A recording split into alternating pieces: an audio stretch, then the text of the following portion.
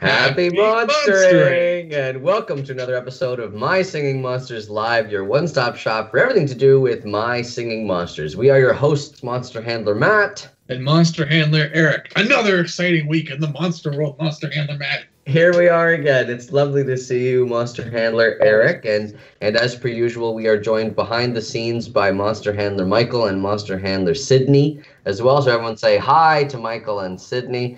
They are diligently helping to make yet another episode of My Singing Monsters Live come to life. As Eric said, there's lots of exciting stuff to talk about this week, but before we get into all that, we want to begin this episode the way we begin all episodes of My Singing Monsters Live, with an explanation of how the giveaway works. Perhaps you were enticed to tune in. Perhaps this is your 78th broadcast that you've joined us for, or maybe it's your very first, but regardless, we explain how it works every single time because it bears repeating. Eric, would you like to explain to the kind people at home or wherever it is that they're tuning in from how they may enter today's giveaway? I would love to. To everyone at home or wherever they may be tuning in from, all they have to do is type !giveaway into the chat right here on YouTube while we're streaming. At the end of the episode, we will draw a single name. If that's your name on YouTube, please, in the chat, enter your BBB ID /friend code so that we can get you the prize for this week. Now, what is the prize, you may ask? Why don't we tell you? Oh, Eric, stop right there. We always leave it a surprise. Every episode of My Singing Monsters Live is a surprise. So you got to tune in. You got to watch the whole episode. You got to learn stuff about the monster world. You got to watch all the segments, and then potentially you'll get your prize. But the first thing, before we do any of that fun stuff, is let's go back and take a look at what happened on this day in Monster World history, all the way back. Oh, we've got multiple years here to discuss. All the way back in 2014, the Wubbox made its debut on Earth Island. That was the first time that it had appeared, and of course, previous natural islands were inhabited by Wubbox before that, but it was the last of the natural islands to receive to be graced with Wubbox's presence. In 2015, Rare Riff was released for the very first time. Oh, that lovely quad element boss of Air Island, the Rare Riff, and helped us learn a little bit more about the symbiotic relationship between its sentient guitar. More came to light with the Rare's discovery. And then in 2019, we had a double feature for Epics. We had Epic Octopus and Epic Chorister released at the same time. Some of the only Epics to be released in a partnership other than the ones that were released during anniversary month 2018. Very interesting, very exciting, and both with sort of a vegetable theme. And why does this work perfectly? Well, it's because fast forwarding to today, we've got the Rare Rudy Toot making its big debut on Psychic Island. It is available to buy or breed at level 9 on that magical island, and this is quite the rare to behold, Monster Handler Eric. I love it, and you know what? Beholding it is helpful because we have eyes, and carrots are good for your eyes, and it all sort of comes full circle. Connected as well to a psychic / space theme. We've got our promotion this weekend, our Spaced Out, in which featured Interstellar Rare Ethereals, Rare Rebro, and Rare Dragong are available to buy or breed. Rare Rebro, I think it's fairly clear what's sort of interstellar about it, but some people might be wondering, what's so interstellar about Rare Dragong? Well, if you look carefully in this announcement, you can see a hint as to what it is about Rare Dragong that makes it interstellar. I'll mention that the initials MP are very important. MP. In addition, we get 50% off the permanent Bigify feature this weekend. You know what's coming up on Sunday, Eric? What's that?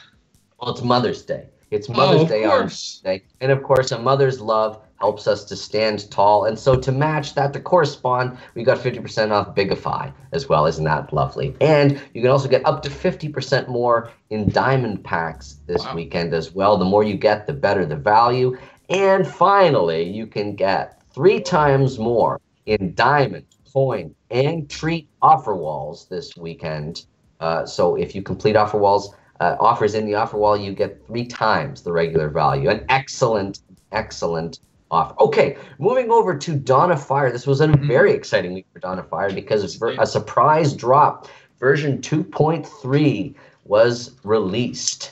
for all platforms. And in version 2.3, we had a resolution, some sort of great answer to the space issues that were starting to emerge on some of the other islands. We now have hotels on Party and Space Islands that you can upgrade and check your monsters into so you can manage your collection. Speaking of collections, your improved monster collection menu is also yours for the perusing. This upgraded feature allows you to see your prismatics as you never have before, and also helps you see what the rarity is of the prismatic monsters that you've collected. I know some people were wondering what the color of the orders of the little sort of buttons were in the menu. That shows you the rarity in order. Mm-hmm. In addition, starting on Wednesday, when 2.3 released, you could get 25 to 50% more in diamond and coin packs. Once again, the more you get, the better the value. And starting just today, we've never run this sale ever before, so I'm very excited about it. You can get 50% off the second castle on the continent. Wow. And you're going to want that. So, you know, we added beds. There's more bed space now in the outer islands, but let's not forget all about the continent. Remember that you'll need 2 castles on the continent in order to display one of every unique monster species. So great opportunity to get it for 50% off this weekend. In addition, you can also get 2 times more in diamond and coin offer walls in Dawn of Fire, again to celebrate Mother's Day, and prismatic Cana, of course. We can't forget about prismatic Cana, available on Party and Cave Islands this weekend. I think I might have skipped over it in my excitement, but it's featured here. It's featured here in this beautiful graphic about the 2 times more in the diamond and coin offer wall. So don't forget, it is, of course, the first fire monster to venture into the Prism Gate and to come back quite changed, quite morphed at the molecular level. And finally, one more exciting piece of news this week. It comes just a week or so after My Singing Monsters composer's second birthday. This awesome app is now available in the Google Play Pass service. Wow. What is Google Play Pass, you might be wondering? Well, it's your pass to hundreds of awesome games and apps, completely free of ads and in-app purchases. This, of course, is on the Android platform, and it's all for one low monthly price. For those of you who are wondering, you can Google Play Pass to learn more. Right now, I believe the service is only available in the United States, so that's something to keep in mind. But we're so excited that My Singing Monsters Composer is included in the Google Play Pass service. Very exciting. So if you are a subscriber of that service, you'll be able to get My Singing Monsters Composer absolutely free. Very exciting. Amazing. Very exciting. That's all the stuff that's going on this week. Holy moly, Eric, there was a lot to go through. We got new monsters in both My Singing Monsters and Dawn of Fire, and so I'm sure the community is just buzzing with ideas and questions in a section that we like to call Quick Questions. Which the community sends in those questions, and me, Monster Handler Matt, I will do my best to answer them for you. Monster Handler Eric, are you prepared to ask me some of these questions? Oh boy, am I ever! We have a lot of interesting ones this week too. Okay, some very eagle-eyed and eagle-eared, if you will, fans. Yes, I believe eagles have good hearing as well. Yes. So starting right off from Night Vibes, how come at the end of the 2.3 trailer, referring to the Dawn of Fire video that released this week, Pom Pom sung a part that it doesn't sing in game? Oh, yes, so we can't pull any fast ones on you, community. Yes, we did sneak a little Easter egg, even though Easter's over for the year. We did sneak a little Easter egg in there at the end of the trailer because we thought there was no better opportunity than now, when we're talking about Party Island, to sort of tuck in a little behind-the-scenes nugget of a work-in-progress part for Pom Pom, so some inside baseball, so to speak.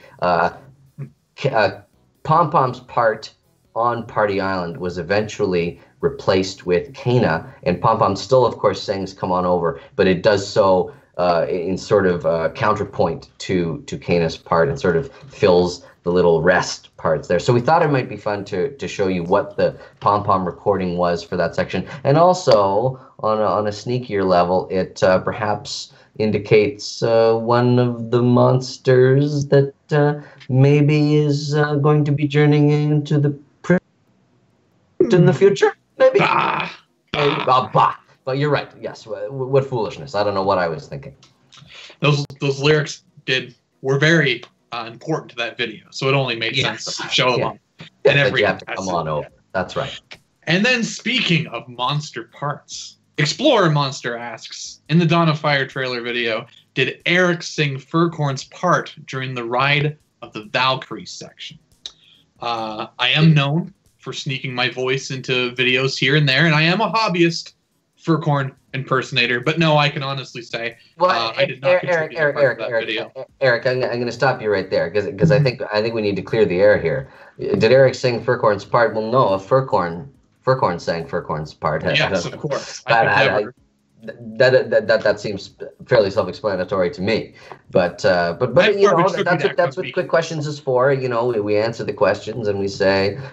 So Eric, you can confirm no, you did not. No, is that correct? I had no vocal responsibility in that video at all. Yes, you were just the devoted videographer, if I remember. That's right. I caught quite the moment. You did. Yes. Next question comes from Starburst Clown. They ask, just how fungi do in real life? Do prismatic Canas spread spores in any way? Yes, just as fungi do in real life. So, Starburst Clown, it's a very good theory. Prismatic Cana is so new, so fresh to the monster world, and our monster handling opportunities to research it have been so limited to date. We don't yet quite know. It is interesting to observe, of course, that several of the prismatic Cana colors do have sort of a fungal eruption or growth coming out of their sort of torso, their body cavity. I don't know if that's where these alleged spores might come from, but certainly because the heads of the prismatic Canas are each based on different human world mushroom caps and fungi. It wouldn't surprise me in the slightest if part of the molecular alterations that Cana underwent when it traveled into the Prism Gate included some new ability to form these spores. But I can confirm, unfortunately, that you will still need to put Cana into the Prism Gate in-game in order to get more prismatic Canas. You can't just wait for the spores to germinate and to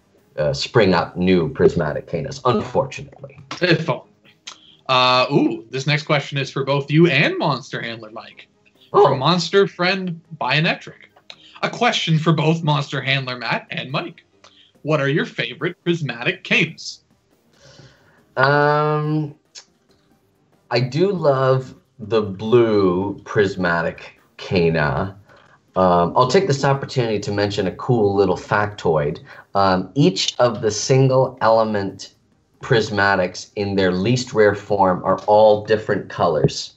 Isn't that wonderful, Eric? So if you collected one of each and you stood them all side by each, they would all be different colors, which is a lovely thing. I like blue, and I think I might also be partial to yellow. It's got that cool sort of lattice, sort of, it looks almost like a veil that is extending down on part of the face. And Monster Handler Eric, I hope you don't mind, for today's advertisement for Icing Monsters Live, I placed that mushroom cap atop your Monster Handler head, since your monster, of course, is yellow. I saw it, and I yes. Oh, well, that's good. Monster Handler Mike, do you have a favorite prismatic Cana color? I assume Monster Handler Sydney will sound off in the comments as well as to which color is her favorite. But Mike, do you have a favorite? Okay. That's a good idea.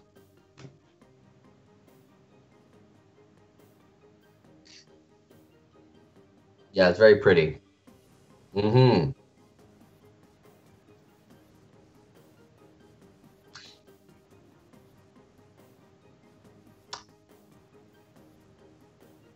Yeah, it's a very interesting headpiece. Yes, yes. Very good. I am also partial to blue, but I think I'm going to go with red. I obviously was utilizing these different forms a lot throughout the video, where hundreds upon hundreds of prismatics were flying through the air, and I always found red got my attention. So there you go. It is a very pretty prismatic. It's true. Mm. Okay, next question comes from Quazook.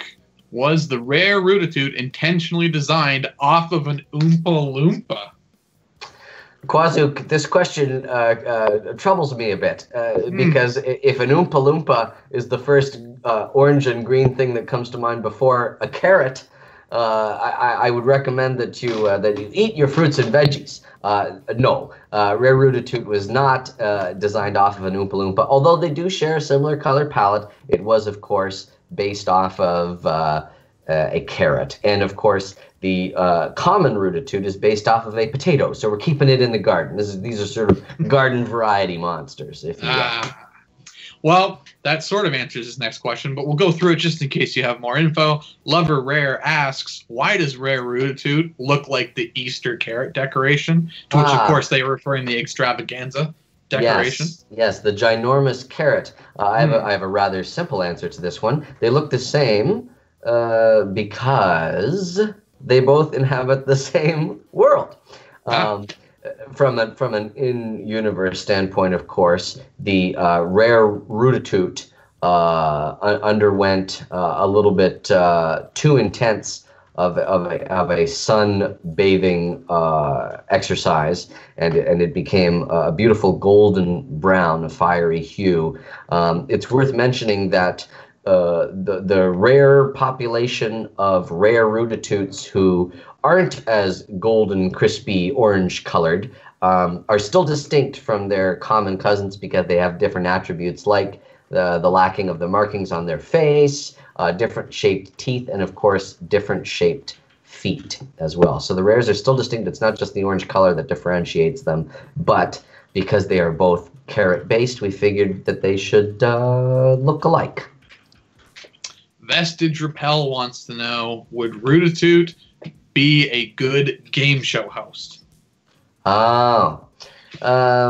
A good game show host, yes. Rootoot is an excellent host of fancy soirees and all sorts of funny stuff as well. But in terms of game show, yes, I think there's a quick wit, there's a zest for living that all Roototoots share. So I think that they would be excellent game show hosts, but potentially would be perfectly suited to a game show related to big salads or other sort of leafy vegetables. I see. Of course. Radiator Random would like to know, do Fwog and Tring's crystals have a purpose, or are they just for show? Interesting. Fwog's crystals, I believe, are part of its overall goal to attract a mate. It's part of its sort of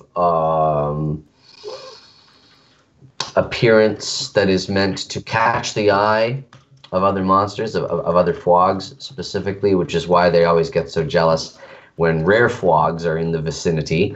In terms of Tring's crystals, because the monster has the element of earth and also fire, we can posit perhaps these crystals have something to do with where earth and fire might often be found. That is to say, underground, perhaps sometimes near a volcano source, as is the case, of course, on Fire Haven. But we do know as well, of course, specifically with the rare Tring, that its crystals sort of give it sort of a clairvoyant power, an ability to see shortly into the future. So they're both for show, and they do have some purpose as well. Oh, I'm getting an alert. This is coming in straight from Monster Handler Sydney. Yeah. It seems that Monster Handler Michael's favorite prismatic cana was lost through our home broadcast. So I will reiterate for everyone at home, Michael's favorite was the green prismatic cana. Yes. There we go. He liked the head pieces. Oh, I'm sorry. It's such a shame, Mike, that we couldn't hear those words. Perhaps you can sort of troubleshoot that issue as we continue. Quick questions. Okay. Okay. Let us know in the chat. While we answer this next question, Nathan 89141478 emphatically asks, "Is the bigger head of the Cantarell blind?" With multiple question marks, as you say, very emphatic. It certainly doesn't have as strong a vision as its smaller head. It's got sort of a milky quality to its eye. I'm not sure if that's just sort of a trance-like state that it falls into when it's sort of harnessing the hive mind, the collective intelligence of entire Cantarell populations, or whether or not it is in fact just a little hard of sight. But it's interesting because, of course, red prismatic Cana also has a similar milky sort of eye color and sort of quality to it. But I believe that Cana can see quite well. So perhaps Cantarell's milky eye is just an illusion? I don't know. Not a gloptical illusion, I hope, but... I am made of pasta 1 asks, is electricity in the monster world as common as we use it here? A very interesting question. I am made of pasta 1. Part of what makes the element of electricity in the monster world special, and indeed supernatural, is the fact that no, it is not anywhere as common as it is in the human world. That's part of what makes it special. That's part of what makes the Wublin family special as well. The fact that they do represent the supernatural element of electricity, and of course Wublin Island as an extension, of course, also representative of the element of electricity. So no, it is not as common, and that's part of what makes it special. Well, Monster Handler Matt, we have one more question. Okay. To finish up this section, I hope everyone enjoyed it. I know it's been a little bit different. I know there's been a lot of acrobatics and juggling and all sorts of stunts we've been doing. I'm sure everyone's been able to see it very clearly. I'm sure the broadcast has been going through perfectly, and all of these amazing feats have been witnessed. But unfortunately, that comes to an end now. This final question from Guy That Exists, and they ask, you recently said that Tribal Island was in the scene. Oh, your favorite subject, Monster. Yes. I love the scene. Could you elaborate on the impact that has on the plot of the game? Because if I remember correctly, the discovery of the Dawn of Fire area and that of Firehaven were both dependent on Tribal Island. I certainly can elaborate on that, Guy That Exists. So yes, it is true that Tribal Island exists in the scene, which for those of you who are not aware, is the sort of metaphysical space between the human world and the monster world. What's interesting about the seam is that it's not necessarily that one place is divided between two locations. It's almost like the same place appears in its entirety in two locations. So it's not split between them. It sort of is shared in both. So the fact that the Tribal Island is connected to the discovery of the Dawn of Fire era and to the rediscovery of Firehaven still makes sense because it is in an island in its own right in the monster world. But what's interesting about Tribal Island specifically is that it appears to be the fulfillment of an ancient prophecy that put forth the idea that various caretakers of the monster world would come together and collaborate in the spirit of harmony, unity, and inclusion. Now, of course, in game we understand that to be the tribes that people can form, and the fact that you can each place a monster as part of the tribe that you belong to, and sing the tribal song together and unlock Cana, of course, that's trapped in the Amber, the mysterious monster of Tribal Island. But the fact that it is also representative of the fulfillment of this prophecy indicates that Tribal Island has an interesting role to play in the overall mythos of My Singing Monsters, and definitely is as connected to the monster world as it is to the human world. So hopefully that begins to answer some of your questions there, Guy That Exists. All right, and with that, we've answered the quick questions, but now we have a tougher question, which I believe Monster Handler Mike is going to enter the fray and ask.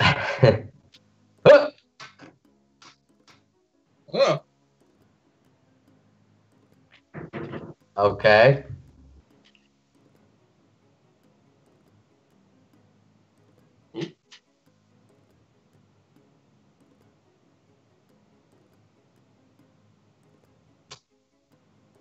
Oh, the recording studio. Yes, definitely an underrated structure. Love the recording studio. But which monster has the most tracks? On a single island. Yes, on a single island, right. Yes, an important qualifier. Thank you for the reminder, Eric. Trying to think of a monster that plays a big part. Stogs are generally heavy lifters on their various islands. They typically play for a lot of the songs that they are a part of.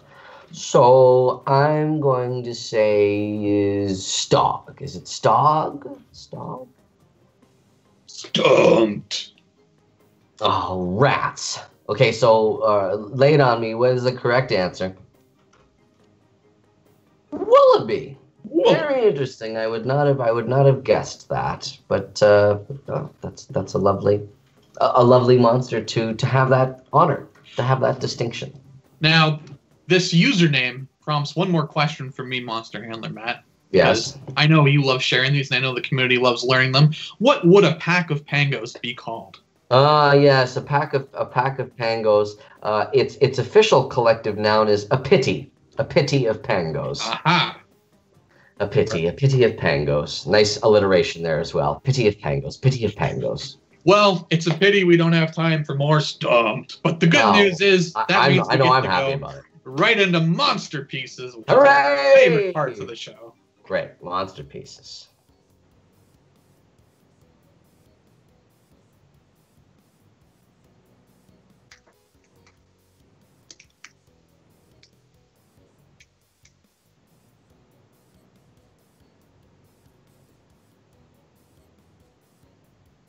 I'm getting word from our correspondents that the screen is in fact frozen. I don't know if that has been fixed or now people can see the beautiful Monsterpieces. So we'll hope for the best and hope.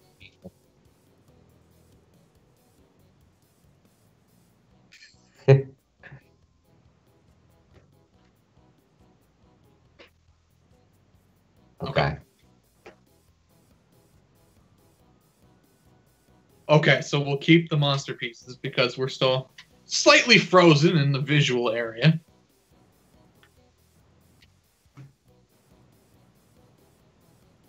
Okay.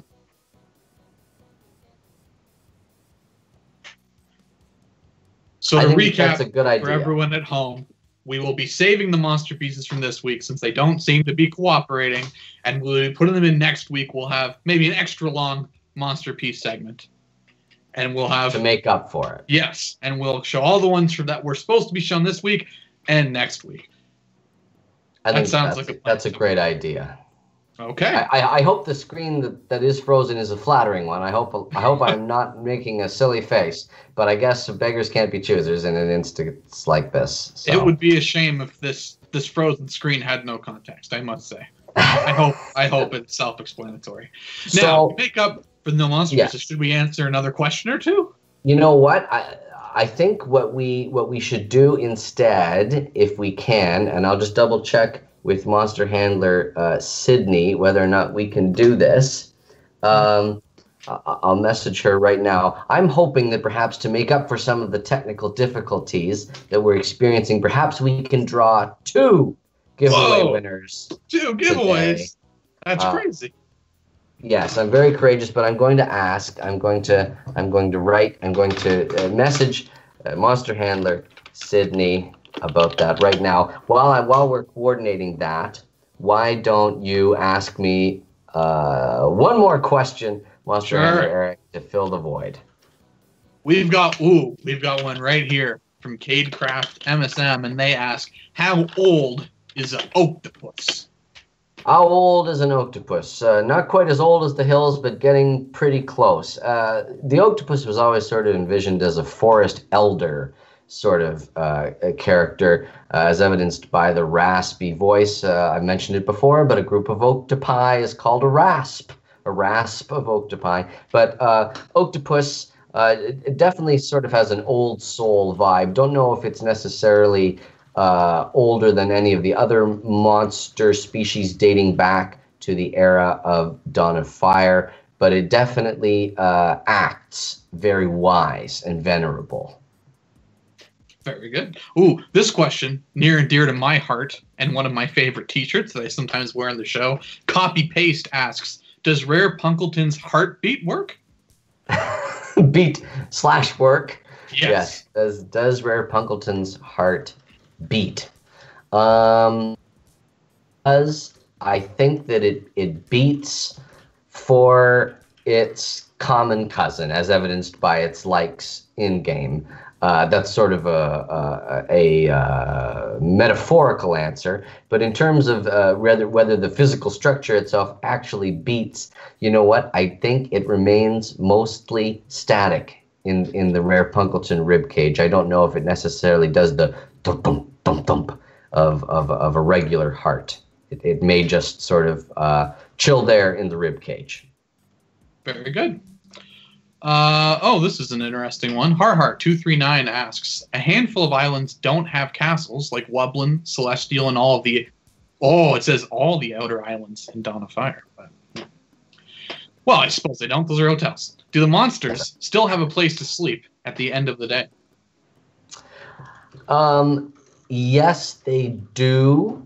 And those are perhaps sort of built into the landscape features of the island itself, because both Celestial and Wublin Island, some of the examples that were name dropped there by Harhart239, because both of those islands have sort of an interesting origin story. Of course, Wublin Island was actually created by Wubox to serve as a home base for its new family of supernatural monsters, the Wublins.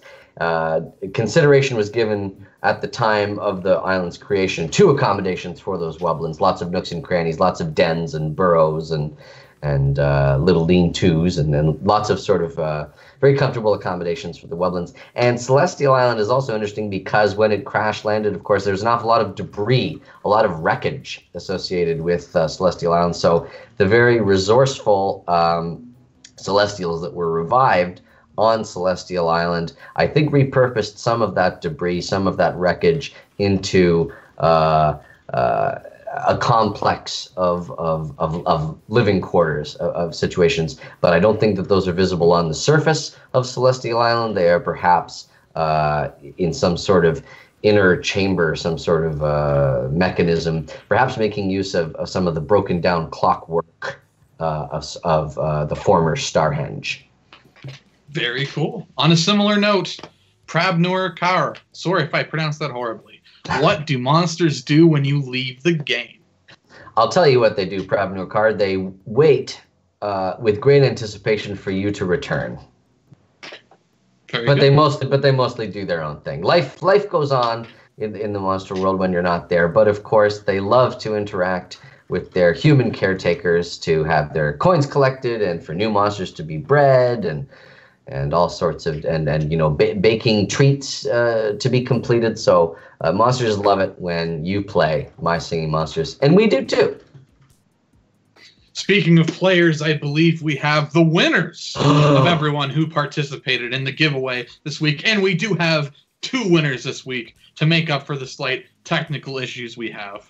I would like everyone to give a big thank you to Monster Handler Sydney for making the magic happen. And allowing us to have 2 winners this week. So what are the winners this week going to be receiving? Well, they're going to be receiving their choice of either a rare Rootoot or a green prismatic Cana. It will, of course, depend. Yes, it will, of course, depend on which BBB ID/friend code they send us, whether it's one for My Singing Monsters or Dawn of Fire. And we have the 2 winners. Monster Handler Eric, would you like to announce the first one, and I'll announce the second? Sure. The first winner of the rare Rootoot or prismatic green Cana, their choice, is SLP Alex Gaming 2018. Congratulations, SLP Alex Gaming. And the second winner of either of those prizes is Maddie939. Maddie939. Congratulations, Maddie939. Well, a little bit of a technically challenging show for us here on My Singing Monsters Live. But you know what? We had a really good run of pretty incident-free. You know what? There must just be too much going on this week. It sort of overwhelmed the internet, and it was too much for us to do. But you know what? We'll be back in full force for the next episode of My Sing Monsters Live. I'm hoping that we can end this episode the way that we usually do. We'll see if this wants to work. If we're finding that it doesn't work, we'll also save it for next week. But fingers crossed that we will be able to conclude this episode with an awesome creation from the community. And this is a Cloud Island piano cover by Cynthia Wijaya. This is an awesome arrangement of the Cloud Island song from Dawn of Fire that they are performing, and they've also got some awesome resources on their YouTube channel about how to actually play along. So we hope that you enjoy this Cloud Island piano cover. We'll see you next week as we figure all this technical stuff out for episode 79 of My Singing Monsters Live. Eric, as always, a pleasure. Yes, it was very good. I don't even know if we can be seen right now, but that's okay. All right. Thank you so much for tuning in to My Singing Monsters Live, and until next time, happy monstering.